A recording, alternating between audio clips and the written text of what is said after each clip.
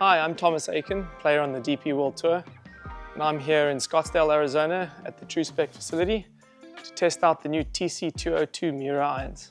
The reason why I've always enjoyed Miura clubs, there's actually a few reasons really. One is I've always been a lover of a forged blade. The feeling you get when you hit it is just uncomparable to anything else. But the second thing is very much the profile of the clubs. I'm used to looking at the hosel and seeing the leading edge just elongate from the hosel to the toe and seeing almost a straight line, so it makes it very easy to aim the blade. And that was really the original reason why I got into the Miuras, was for the look of them. But then when you start hitting them, you start feeling the feel, and once you go Miura, it's very hard to go back.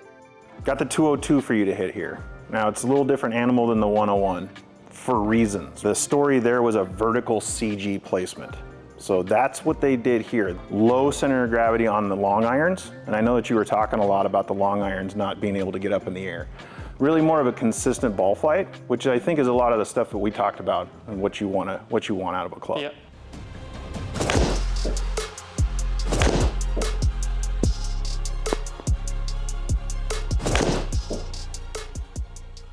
So first impressions. I was very surprised how soft that felt. When we hit so many balls as pros, we get so used to the feel of an iron that you don't want it to feel miles away from where you've been at. I'm not being funny, that almost felt softer than the 101. Okay. The triple forging that we do, the 3 strikes, that third strike's where the magic happens, and that's why the Miura feels the way it feels.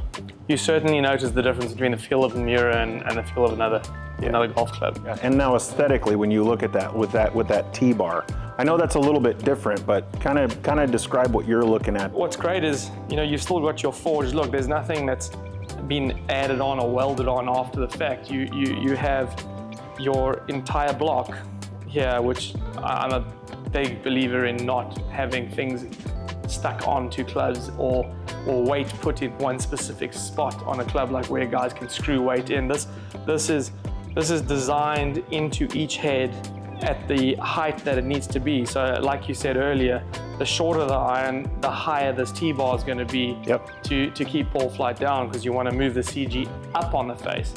And the longer the iron goes, the T-bar gets moved down almost into the sole plate to get the ball up. I think it's a really smart way of doing it. What I like about it is the weight is spread evenly across the whole face. It's not all clumped in the heel, all clumped in the toe, or all clumped in the middle. It's distributed. And distribution is really important, because you don't want a club to be a draw bias club or a fade bias club. You want a club, especially at our level, to be a neutral golf club.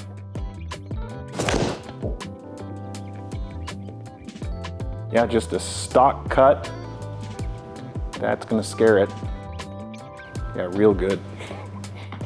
In certain turf conditions, I mean, I play in Europe, so we play on all different types of turf, and we'll play Bermuda, Paspalum, Ride, Bent, Zoysia, Links, you name it. So we need something that works on everything. And I can see on this sole, they've already put pre-wear on the leading edge to counter that. That Y grind, we call it. Which, if you look at my clubs, I've worn that on mine from hitting it so many times. Yeah, you have your own little grind.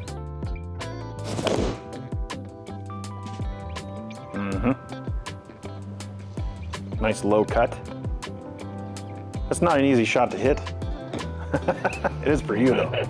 And the big thing is, I need to be able to hold the ball against the wind. You learn to shape the ball into the wind rather than playing with it, because when the ball hits the ground, it doesn't go very far. So if you're playing with it and hits the green, it's going to run away from your target. So you're really trying to hold it like a parachute into the wind to get the ball to stop. So back to the artistry of golf. And you got to have the right instrument, right? You got to have the right paintbrush. That one was in the center. Yeah, that was good audio. Well, it seems like this is doing pretty much everything you want it to do. Yeah, I would agree with that. I'm very happy with what I felt today. Like, the biggest thing was, is it going to feel the same as what I'm using, if not better? And I think it feels better. It feels better because you haven't lost any of the softness at all. Good.